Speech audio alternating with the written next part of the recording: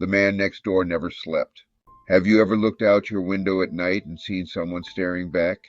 Not moving, not blinking, just watching you for hours. This happened when I was 24. When I was 24, I moved into a small one-bedroom apartment on the ground floor of a quiet complex. It wasn't anything special, kind of rundown to be honest, but it was cheap, close to my job, and had just enough space for me. My unit faced the courtyard, and directly across from me, maybe 15-20 feet away, was another apartment. The guy who lived there was older, maybe in his 60s. I noticed him the first night I moved in. I was unpacking around 2 a.m. when I looked out of the window and saw him just sitting there in his chair. No TV, no lights, just sitting, in the dark, and facing directly toward my apartment. I figured maybe he'd fallen asleep like that or something. But over the next few weeks, I realized it wasn't a one-time thing. It was every night. One night I got home kind of late, maybe around 11:30, after hanging with some friends. As I approached my door, I noticed a sticky note stuck to it.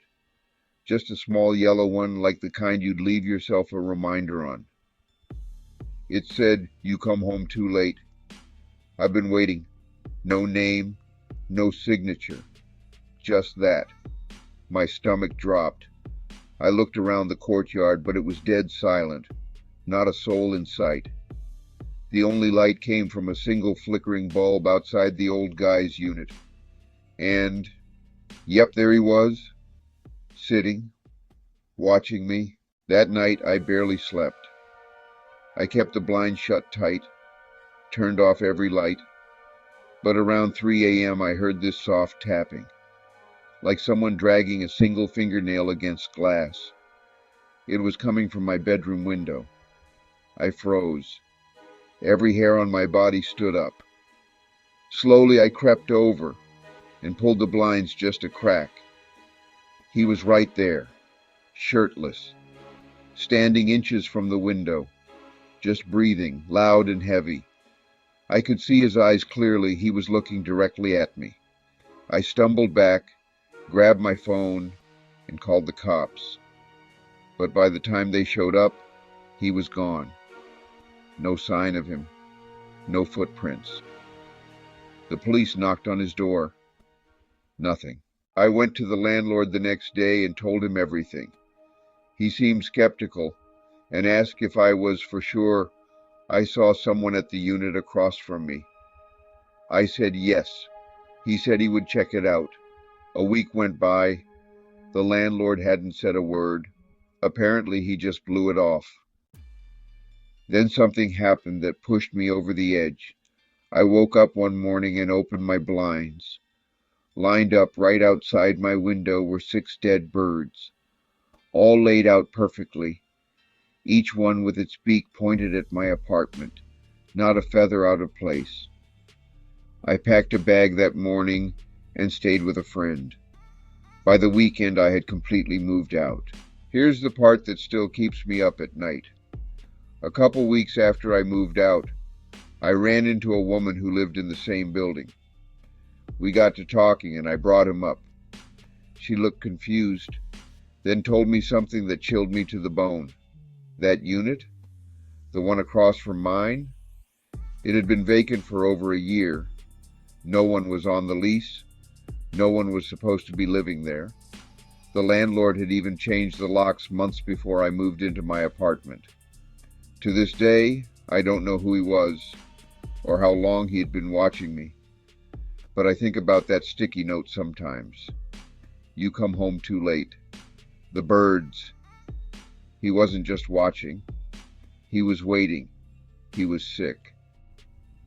Please don't forget to like, subscribe, and hit the notification bell for spine-chilling horror content, and to watch more scary videos. Sleep tight if you can.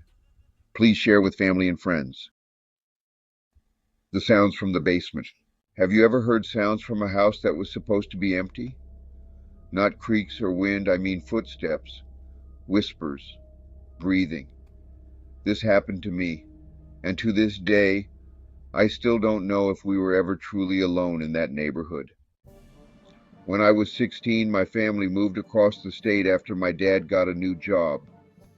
We ended up in this quiet, older neighborhood that felt safe on the surface. Tree-lined streets, retired couples walking dogs, the usual suburban calm. But there was one house that stuck out. It sat right next door to ours. Run down. Boarded windows. A yard so overgrown it looked like it hadn't been touched in years. My parents told me it had been vacant for over a decade. Foreclosure or something. But on our first night there, I heard something that made me question that. From my bedroom, I had a clear view of that house's basement window. Around midnight, while I was lying in bed scrolling through my phone, I heard this scraping noise. It sounded like metal dragging across concrete. I sat up and looked outside. That window there was a faint flickering light coming from inside the basement. At first I thought maybe a squatter got in, but I didn't want to jump to conclusions. I told my dad the next morning and he brushed it off as nothing. But later that night it happened again. This time I heard what sounded like whispers, too faint to make out, but definitely human. My dad finally called the police. They came by, did their walk around, even checked the basement. They said there were no signs of forced entry and no one inside. But I knew what I saw and what I heard. The very next night, around 2 a.m., I woke up to a sound that made my blood run cold. Tapping at my bedroom window. I pulled my blinds just a little and I swear to God, I saw someone crouched behind the big oak tree in our backyard. Not moving, just watching me. My loud scream brought my parents rushing in. My dad ran outside, but whoever it was, they were gone. Vanished into the night. We called the cops again. They searched but found nothing. That should have been the end of it, but it wasn't. I got home early from school one day. No one else was home. As I walked up the driveway, I noticed the side gate to our backyard was wide open. We always kept it locked. I stepped inside slowly. It was dead quiet, that kind of quiet that makes your ears ring. Then I saw them. Muddy footprints from where the sprinklers had been on, leading from our basement straight to the back fence, the one separating our yard from that abandoned house next door. I followed them and looked over the fence. Just for a second, I caught movement. A human hand, slowly pulling back behind the broken basement window. I don't know if it was instinct or fear, but I ran inside and locked every door. My parents didn't take any chances after that. It was enough. We made plans to move. But just before we left, I had one final conversation that still chills me to the core. Our mailman, an older guy who'd been on that route for over 10 years, came by to drop off our forwarding information. I asked him about the house next door. He looked at it, paused, and said something I'll never forget. He told me it was supposed to be empty. No power, no water. But every few months he'd deliver a package that would vanish from the porch. And once, just once, he saw someone watching him from the upstairs front window. Not a shadow, not a trick of the light. A man, pale, eyes wide, just watching, from inside the boarded-up old house. We moved a few weeks later, never looked back, but sometimes when I'm alone at night, I still hear those sounds in my head, the dragging, the whispers, the breathing, and I wonder, what if he wasn't just living next door, but had been in our basement also? Lock your doors, check your windows and basement, and never ignore the sounds coming from the basement. You might not be alone.